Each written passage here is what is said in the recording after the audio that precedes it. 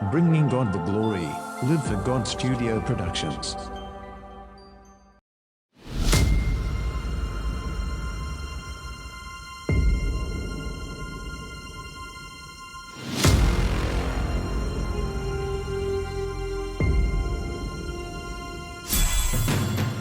This is an open class special. Good morning. I come equipped with my own microphone most of the time, so I don't think you'll have any trouble hearing me, but if you do miss out on a bad joke or anything like that, if you'll just raise your hand, I'll amp up a little bit and bother the people around you, but you'll be able to hear.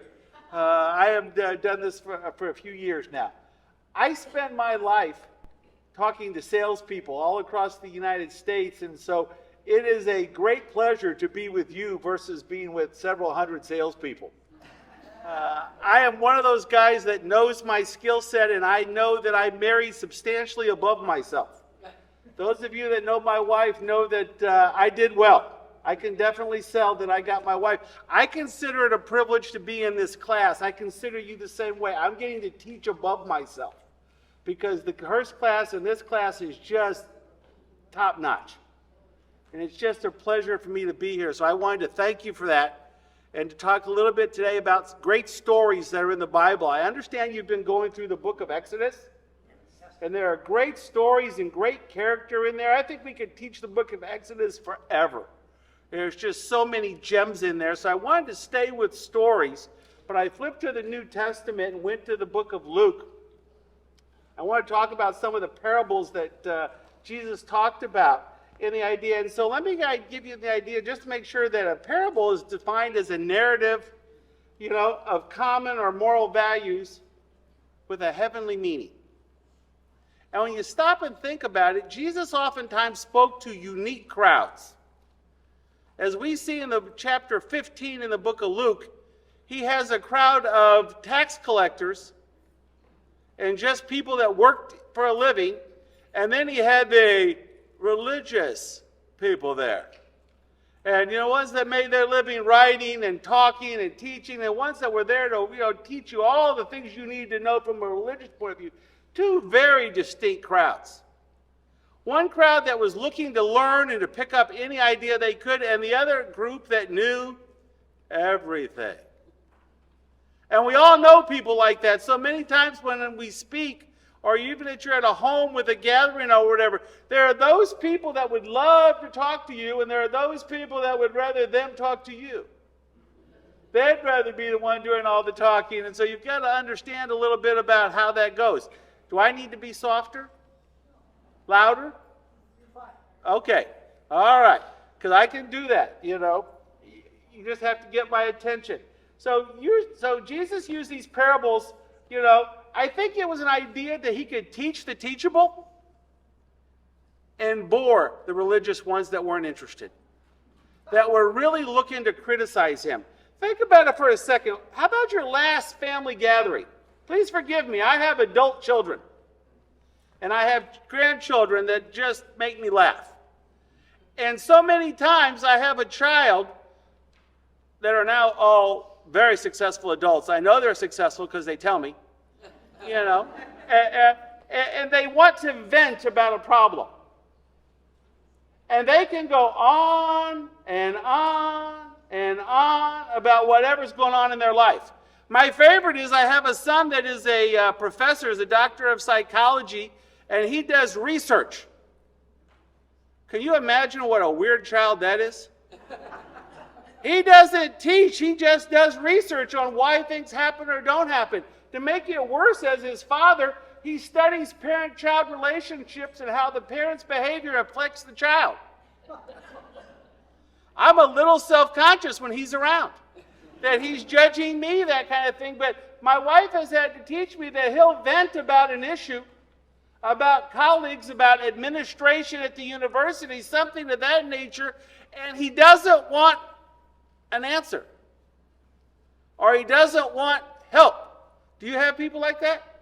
No. They simply just want to share or to vent, to feel better about themselves, but they don't want yourself. And so I have foolishly over the years tried to help him out with how to fix this. not received well. And so over the years, I've learned to gradually just sit there and listen and nod and go, oh, really? That's what he wants. And it excels at that. And I think Jesus knew his audience just as well. He knew that the religious people of the day were not there to check him out. They were there to criticize. They were there to pick apart every little thing he said, the volume he talked at. They even made fun of the crowd that gathered. They needed something else to do, didn't they? But we've still got people like that. So if you'll turn with me, if you will, to Luke chapter 15, let's talk a little bit about the parables. There are 3 parables there where Jesus focuses on lost idol. All of us have lost idols. Think about it for a second. In your life, great losses. Has there been a job that you desperately loved or you wanted and you didn't get it? And you sit there to this day and shake your head and go, why didn't that work out? We could probably go around the room and many of us could identify with that. How about let me give you the worst one. An adult child that is not living life the way you think they should. And you'd love to help them. And God knows in my case, I have stepped in to help many times. Now, when it's my money, they are very receptive to help. You've got that child too? But when it's advice, or if it's a discussion about spiritual matters, not so quick to listen. They know. I know that, Dad. I might want to go, well, I'd like to see you do that, Dad. Versus no to Dad, kind of thing. And so maybe your lost thing today is an adult child. Maybe it's a spouse that you've lost. Chapter 15, verses 1 and 2, he talks about now the tax collectors and his sinners were all gathered to hear him. What a crowd. You got the elite of society. We got tax collectors and sinners. But the Pharisees and the teachers of the law muttered, this man welcomes sinners and eats with them. I'm trying to imagine what restaurant I would go to if I did not get to go hang out with sinners and tax collectors. I'm afraid that would eliminate barbecue. And we're not doing that. That's spiritual. So it can't be that kind of thing. But Jesus was talking about this audience. So I think when he told parables, he did it because he knew his crowd. And he knew the spiritual were not going to get the message anyway. So he could talk to the people that were his real audience, that kind of thing. So let me go in verses 7. He goes, suppose one of you had 100 sheep, and you lost one of them. Does he not leave the 99 in the open country and go after the lost sheep until he finds it? And when he finds it, he joyfully puts it on his shoulder and he goes home. And then he calls his friends and neighbors together and says, rejoice with me, I have found my lost sheep.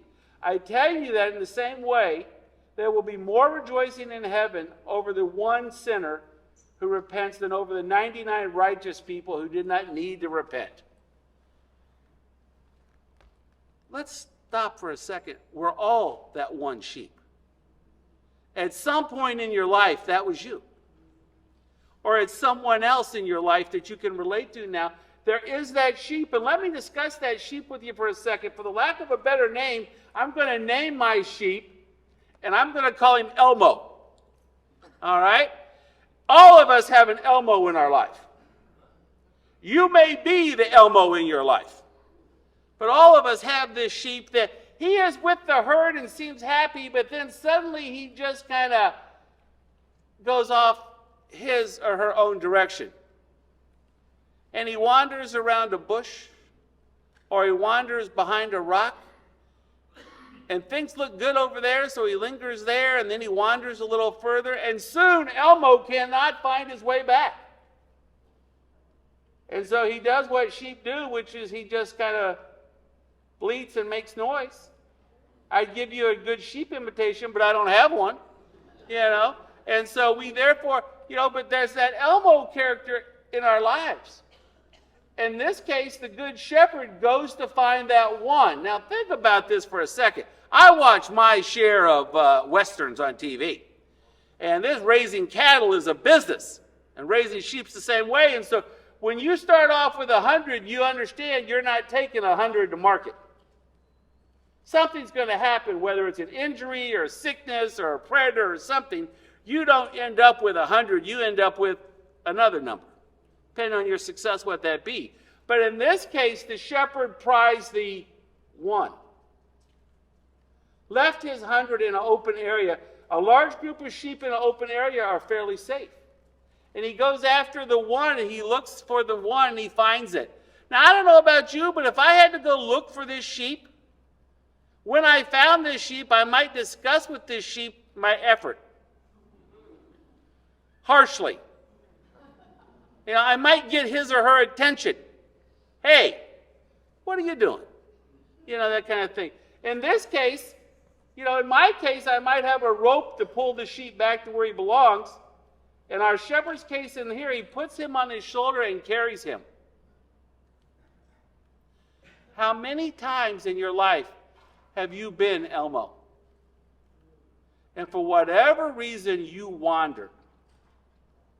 And maybe it was a job situation or a relationship situation, or more important than that, a spiritual situation. And for whatever reason, you wandered from the herd.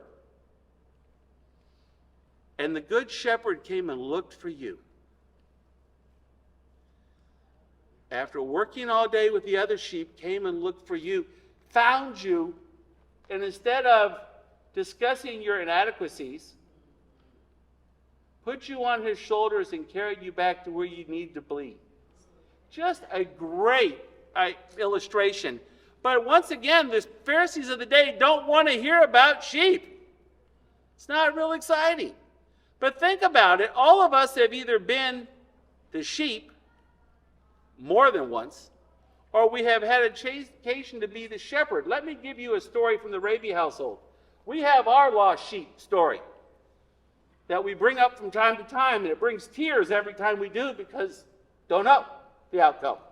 You've got people that you've ministered to that you don't know the outcome? Come on. We all do. Sometimes they're in our own household. Sometimes they're other places. But we had a young lady that her name was Ada. Ada came to us. Ada was a street kid. Late teens. She came to my door to sell something. I don't know, cleaner. Goodness knows we don't have enough cleaner at our house.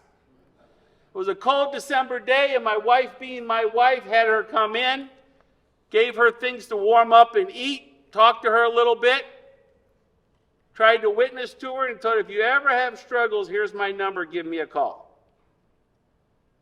My wife shared that story with me when I got home, and I just thought, that's my wife being my wife. Nice lady. 4 days later, at 9 or 10 o'clock at night on a cold night, I got a call. Ada. Ada was in a bad situation and needed help, and the only thing she could do was call this nice lady. I'll be honest, I didn't have the greatest attitude. It's 10 o'clock on a cold Sunday night in December. I'd already, done my duties for the day, was sitting there probably watching something exciting like Sports Center. And my wife goes, I need you to go to Kansas City, Kansas to get this girl. And I'm going, what girl? Kansas City, Kansas? So I'm well trained at this point. I get in my car and go to this hotel that rents by the hour. You know the hotels I'm talking about? There was Ada, standing there with a garbage sack full of stuff that she had got into problems with her employer / the crew she worked with, and she was now on her own. I don't know what to do with a street person at 10 o'clock at night on a Sunday night. There has to be something to do, but I didn't know. She came back to my house. I attempted to figure out, and I talked to their leadership at the church. Listen, this is the situation. What do you advise? Because Lucretia and I have no wisdom in dealing with this. They advised me that I did not have any idea what I was dealing with, and I was way in over my head. I tended to agree. We found a facility here in town that is a women and children's shelter that would take her, that had a program for her to get herself together, health-wise, spiritually, educationally, and it sounded like a good place. The only problem was Ada was going through withdrawal. And so they didn't really want her in that situation. So she got to spend a few days at the Raby household like we were experts on what to do. You know, while she was with us, she managed to acquire a few of the Raby items. You know, and at the time I was furious, but once I talked to some other people, they said, "Did you not expect that to happen?" No, I didn't. They thought I was naive. I probably was. We then developed a relationship with Ada where for almost a year, I drove down to get her from this facility every Sunday morning. Not cheerfully sometimes, because the facility was not around the corner. Picked her up, took her to church, brought her home, enjoyed the afternoon with her. Being good Baptists, took her back to church Sunday night, fed her again, took her back to the shelter. We did that for almost a year. Thought she was making strides. Got her GED, made a profession of faith, was baptized. Thought we were making strides. I was crazy with the idea that I thought I was going to pay for her to go to community college. Talk about biting the apple. I was in. This was our lost sheep. Ada was down deep still a street person. She took advantage of another lady and got out of the center and went to that lady's home to be that lady's nanny and go to college from her house. She was there a short time and then she was up and gone. Never heard from Ada. This has been 20 years. Think about it on a regular basis. Wonder where she's at. Did she mean that profession of faith? Did that baptism mean anything? This is a lost sheep to the Rabys. My wife, very positive person, tells me that she is sure that at some point we're going to see Ada. Whether it's this life or in the afterlife, Ada's going to be there, that we didn't waste our time. I bring that up because I don't think it's an exceptional story. It's our lost sheep, though. All of us have that lost sheep. Whether it's a relative, whether it's a worker, whether it's just some street child that you come in contact with, and Christ values them all. Because at one point, you were the lost sheep, and he went to save you, kind of situation. So the lost item has great value. Let me continue. Verses, let me think here. No, I've moved on. I'm verse 8 now. In that case, what I wanted you to notice was that Jesus talked about shepherds, not a popular topic. He carried our weight, and the fact that he went out of his way to find that one sheep. Suppose a woman has 10 coins and loses one. Does she not light a lamp, sweep the house, move everything carefully until she finds it? And when she finds it, she calls her friends and neighbors together and says, "Rejoice with me, I found my lost coin." In the same way, I tell you, there's rejoicing in the presence of angels of God over one sinner who repents. Once again, had 10 coins, lost one. Now, I read different translations, and some of them think that's money, and some of them think that is an old wedding charm. In the nation of Israel, a husband would give his wife a charm bracelet. Please forgive me, that dates me. I grew up with sisters that had charm bracelets, and they put charms on them at special occasions, and boy, that was valuable to them. I don't think charm bracelets are out there anymore, are they? If they are, I do not see them advertised on whatever sports show I'm watching. You know, But in either case, she lost one and she tears it up to find it. And please forgive me, I can picture this in my mind. She begins to move sofa cushions. She looks under the sofa. She looks behind the curtains. She begins to move things in the kitchen. Where could it be? Where was I? When did I know I had it? She then gets out a broom and sweeps. She then probably gets down on her hands and knees to get a better view. Looks over things, and she goes to all this effort. Nobody else helps her. She's by herself looking for this coin. And when she finds it, she says, rejoices and shares the news with the others. Thought I lost it, but I found it. I'm so good. Why don't you come over and we'll have a cup of coffee and discuss my bracelet? You know, kind of thing. I bring that up to you because of the idea that this is another example of the value of a lost thing. I love the idea that there is no mention of help. Sometimes when you're looking for the lost, do you feel by yourself? I know I do. Please forgive me. When I talk to my adult children, I somehow so wish someone that was smart could sit in on the conversation to help me. Because I did not convey it well. And I know that because they stopped listening to me. See, in my case, please forgive me, my children are right around 30. They live on their telephones. Do you have that, child? It's always in their hand. If they go to do something, they only do it one-handed because they have to have the phone in their hand. My wife and I just recently went to a resort, and I was dying laughing. It was an adult-only resort down in the Caribbean to get some sun for my hasty face, and they waded into the water waist deep with their phone in their hand. They never put it down. God forbid they need to take a selfie and not have it. I looked at my wife and I said, I thought you were the only one that had your phone with you 24/7. There's an entire resort of people. She said, let me help you out. You're the only one that doesn't have your phone in your hand. That may be true. I don't know, but I have noticed that whether people are exercising or anything, the phone is with them at all times. So back in this day, they didn't have the phone, and so this woman had to kind of take care of her situation herself, but there was no help for her.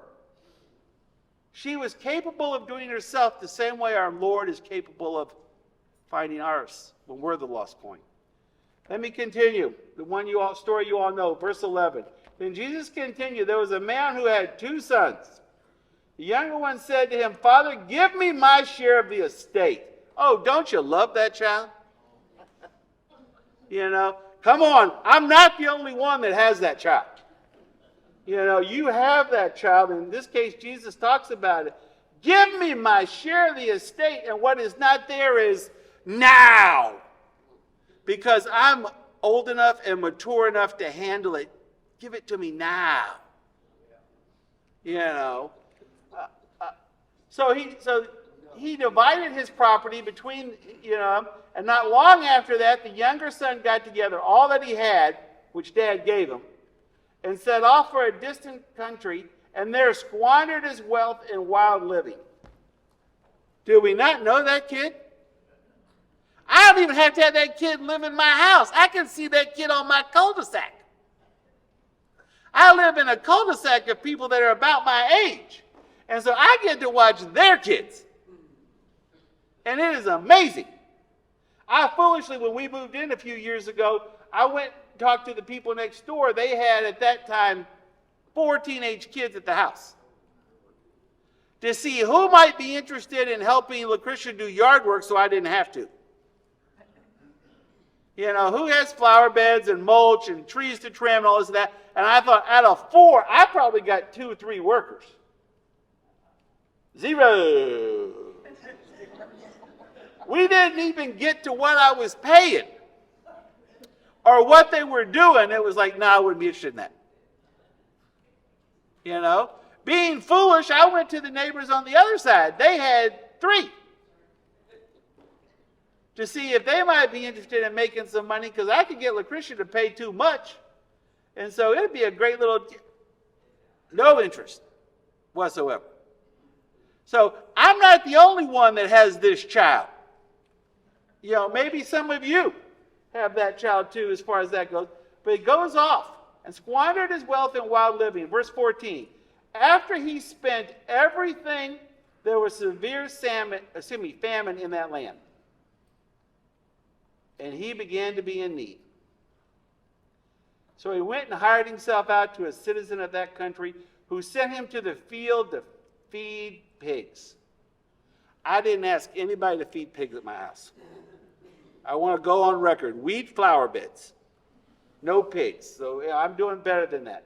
He longed to fill his stomach with the pods that the pigs were eating, but no one gave him anything. When he came to his senses, he said, how many of my father's hired men have food to spare and a place to live, and here I am slowly starving to death? I will set out and go back to my father and say to him, Father, I've sinned against heaven and against you. I'm no longer to be worthy to be called your son. Please make me one of your hired men. So he got up and he went to his father, and while he was a long way off, his father saw him and was filled with compassion. And I have heard my sermons, and you have too, where the father was looking for him. Maybe on a regular basis, stood at the property line and just kind of glanced around. My boy. Where's my boy at? Wonder what he's doing tonight. We've all had that thought, that kind of thing. But the father said he saw him and was filled with compassion. He ran to his son and threw his arms around him. And in verse 21, the son said to him, Father, I've sinned against heaven and against you. I'm no longer worthy. But the father called to his servants and said, quickly, bring the best robe and put it on him. Put a ring on his finger and sandals on his feet. Bring the fatted calf and kill it. Let's have a feast and celebrate. For the son of mine was dead and he's alive again. He was lost and he was found, and they began to celebrate. We all know this story. I want you to think about it for a little bit. At one point in your life, have you acted like the young son? I can hear the words from my children.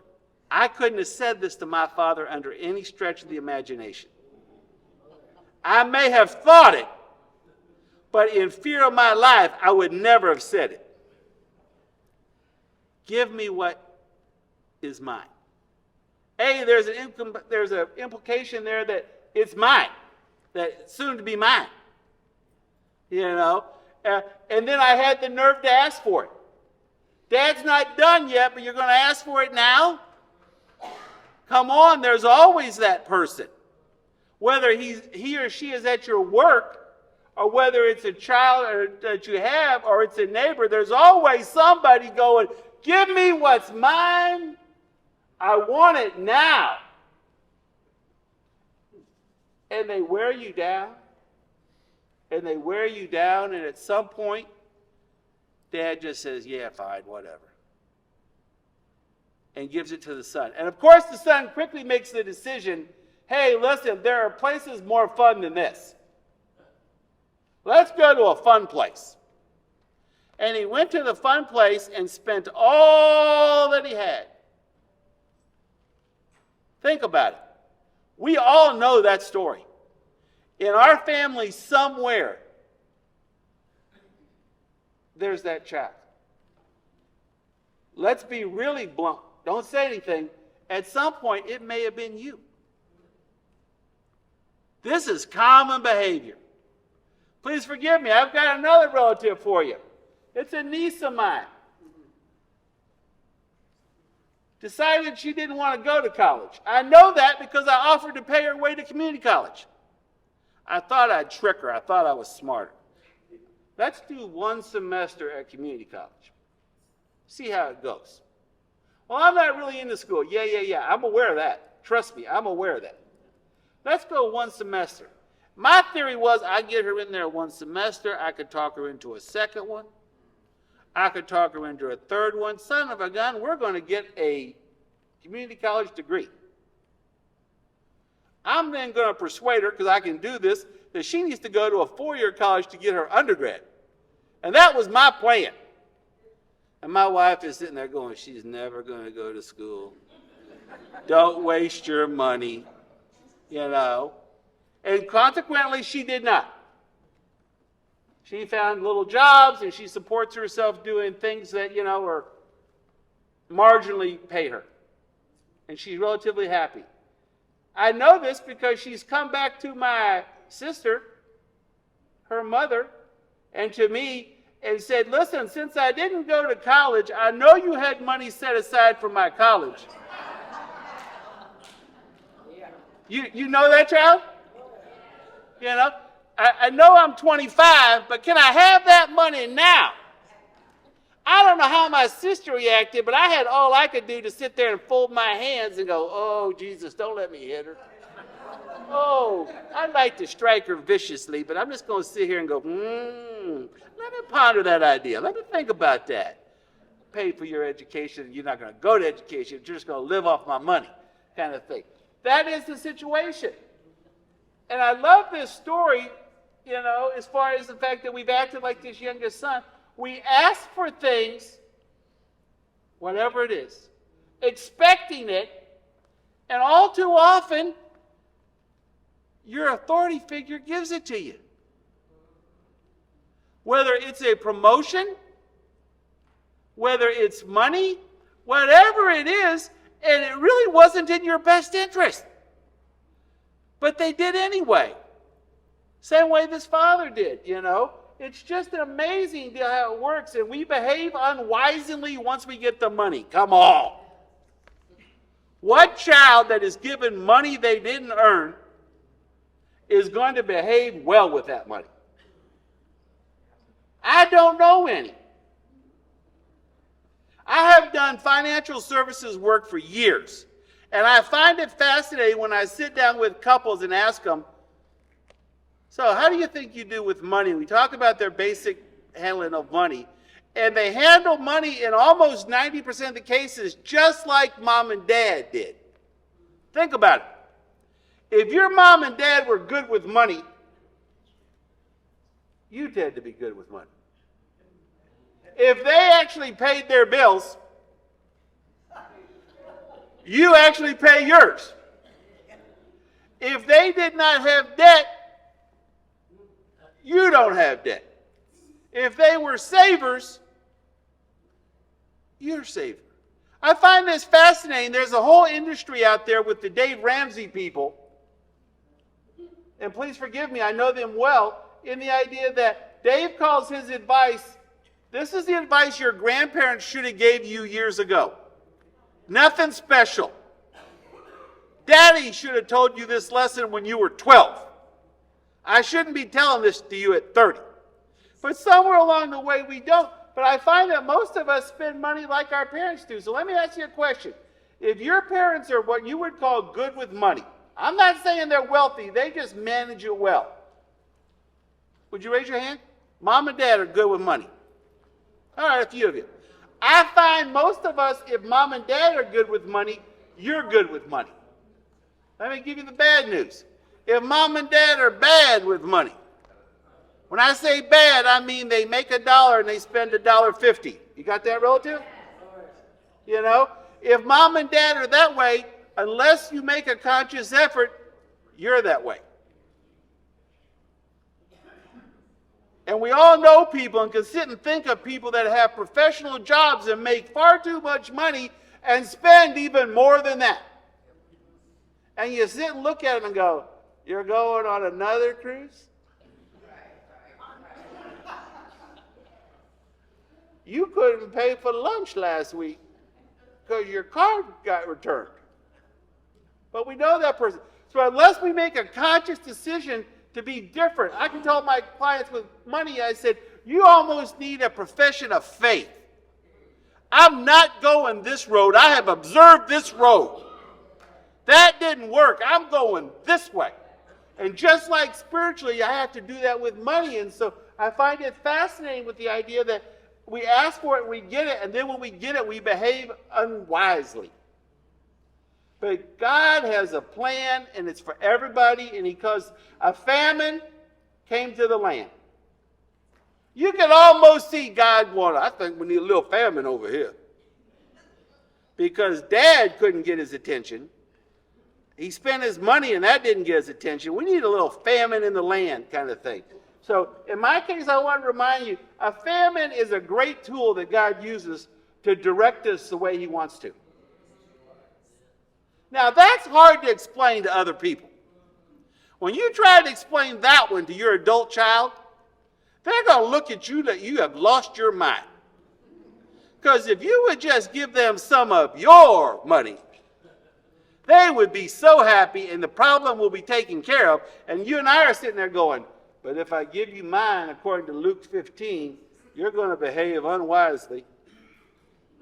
You're going to spend all, and then a famine is going to come to the land. And we can tell this kind of thing, and so it's just a human nature kind of thing that comes. God uses the famine to direct us, to keep us away from problems, if you will, to direct our path. So many times it's easy to see people get into trouble. Please forgive me. I've lived in Kansas City a long time, and you can already tell I find it fascinating how you spend your money. When I sit and talk with clients, all I want to ask them is, how come you don't have any credit card debt? Everybody's got credit card debt.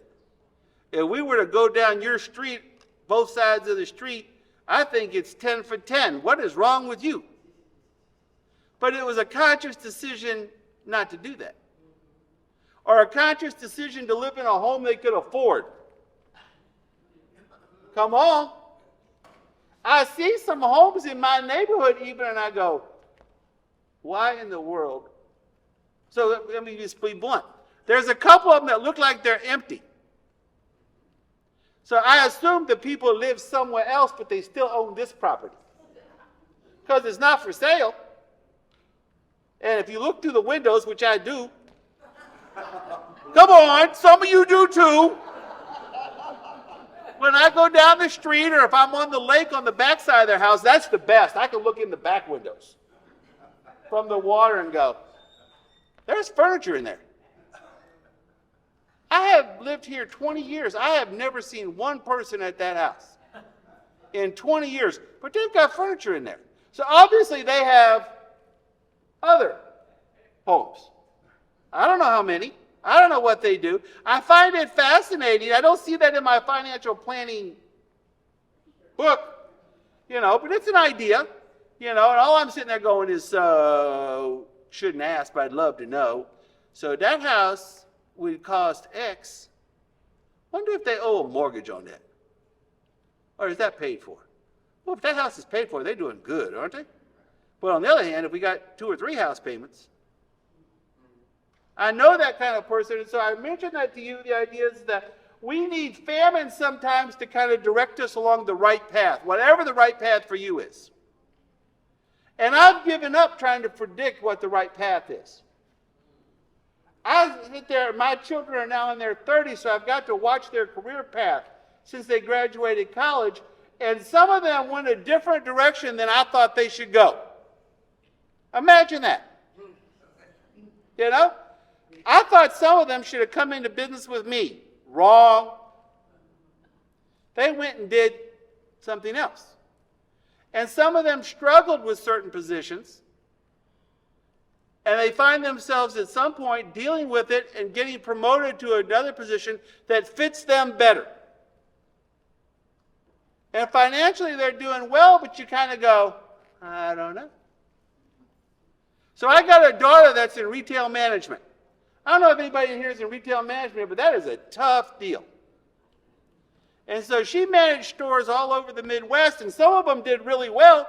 And so, of course, when you manage stores really well, what they do is they give you the troublesome store. Say, you think you're good? Watch this. You get this store. And this store it's in the wrong neighborhood, perhaps. They got the wrong employees. They got the wrong systems. It's not working. You get paid to fix it. And I've got a daughter that thought everything she touched was gold until she got to this store. This store almost broke her. She called on a regular basis complaining about people and systems, and I don't know what to tell her. I'm an easy guy. You come in my store and steal stuff, I'm going to have you arrested. That may not be store policy. That's the Ken Raby policy. You know. And she said, well, I have limits. I can only hold them 2 hours, and the police don't come in 2 hours. Oh, you don't know the right cops. I know cops for, donuts and coffee and whatever. They'll come get that person right away. You got to cultivate some relationships. But she struggled with that store, and finally, after a while, it dawned on her. She was trying to fix that whole store by herself. And what she needed to do is do a better job of utilizing staff to fix that store. She got better at it, got happier, got a promotion. So she now manages 15, 20 stores, something like that, down in Dallas. And she understands the value of staff now because she got to learn that lesson. That you can't do it by yourself. You got to have staff. Now she's got a big staff. I bring that up because of the fact that we all go through these situations, and God gives us our own little famine. My wife's case, it was Ward Parkway store. It was a tough one. You know, she had all kinds of issues there, and that was a bad one for her. And I bring that up because all of us have a famine that comes in our life. Whatever it might be that affects us negatively, that God uses that famine to kind of get your attention. I mention that to you because of the fact that some of you may be going through a famine at this point. Some of you may have recently come through a famine, and I just want to encourage you all, there's a reason you went through that. God's got a plan. Now listen, don't tell that to people going through a famine. I've got scars from sharing that story. All right? They don't want to hear that. But understand that that's how it is. God uses the famine to direct their paths. And remember Jesus' audience, he had a variety of people. In that audience, some of those may have been the wealthy father who made bad choices to give his child money when the child was unprepared to handle it. Some of them may have been the the young child that left. And they say, oh, been there, done that. That didn't work out well. It's a struggle.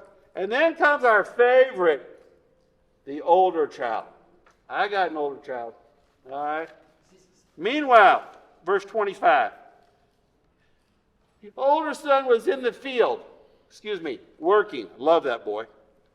When he came near the house, he heard the music and dancing, so he called out to one of the servants and asked him, what's going on? Your brother has come. He's back safe and sound. The other brother became angry and refused to go in. So the father went out and pleaded with him. But he answered his father, all these years I have slaved for you, never disobeyed you. But you never gave me a young goat. You never let me have a celebration with my friends. But when this son of yours, my brother, squandered all your property and all your money with prostitutes and came home, you're killing the fatty calf for him? My son, the father said in verse 31, you were always with me, and everything that I have is yours. Please celebrate and be glad because your brother is dead and he is alive again. He was lost and now he's found. We know this story. And there are times in our life where we are the younger son. Or the people around us are the younger son, and we know how that is. And there's other times when you're the father. And you're the one that has to make decisions, and it's tough. When grown children have problems and they come to you, and you're capable of fixing it. Now, let's not tell our children. But for most of us in here, if they have a small problem, we're capable of writing a check and fixing it. If we wanted to. But maybe we shouldn't do that all the time. And that's hard because I live with a woman that will write the check. And I'm the one that goes, no, I don't think so. Did I get back the last money I gave that child? And I keep track. Maybe you don't. But I'm that person that keeps track of how much this one owes me or that one owes me. Or when we went out to dinner, who picked up the tab again? Do you have that, child? I have adult children that all make a substantial amount of money, but they have the shortest arms I've ever seen. It's fine for us to go to dinner on the plaza, but they can never reach that check. And I sit there and laugh and I go, that child makes more than I make. And there is not even a hesitation on her part to put makeup on when the check comes. It is amazing, kind of thing. And so I bring that up because of the fact that sometimes we've acted like the younger child. Sometimes we act like the father. But sometimes we act like the older brother. And we're a little too worried about things. Life has taught me that I can't discuss child 3 with child 1. Don't get to do that. I've done that. I have scars from that too. So I now get to talk to child 3, but I don't get to share child 3. And my wife teases me all the time. She said, that's the stage just between us. We don't discuss that with parents, uncles, aunts, other children, anybody. That's just between us. And sometimes I'm like, well, I'd like to share that. I'd like to discuss that. I'd like to see what they think. Because I think they're going to agree with me. Yeah, we're not doing that. I don't need that child coming home at Christmas and everybody kind of going, He smells like the pigs, doesn't he? So sometimes we're like the brother. What we need to focus on in these famine situations is, what is God trying to teach me here? What's the lesson for me? Not what's the lesson for everybody else. What's the lesson for me? What do I need to learn here? I've been the younger son, maybe. I've been the older one. I need to be more Christ-like and be the father. And consider that situation. Because all of us have our Heavenly Father who's treated us that way and gave us things that maybe were not good for us. Too early. We weren't ready for it. And then He used that to teach us in the long term, but we had to go through that lesson. So we need to remind ourselves constantly that our job is to pay attention to the Father and pleasing Him. He'll take care of the circumstances. He'll take care of the day-to-day. He'll fix that retail store in my case that she needs fixing because the Heavenly Father is. So in our case today, I want to leave you with the idea that these are 3 stories that we all know. You guys could talk these lessons, but it's just a matter of what would God have us to know about that as far as affecting our behavior. And that's it. No matter what the situation is, it's such a cliche, but it's so true. He's always in control. I remind myself of that when I watch shows about politics. And nothing they do makes sense, and I just say, God, help them. Both sides. Help them both. Help them all, God, because we need help here. I tell people on investments, they said, I can tell you what the market's going to do if you can tell me what Washington's going to do. And they laugh, and I say, we need to pray for Washington.